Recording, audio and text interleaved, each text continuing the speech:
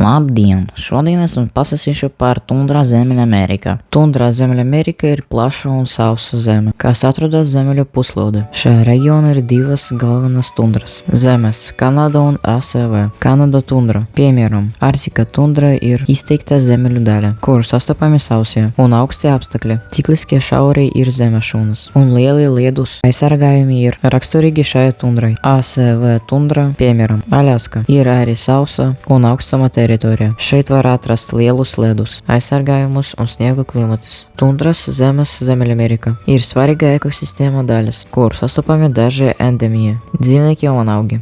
Kanāda.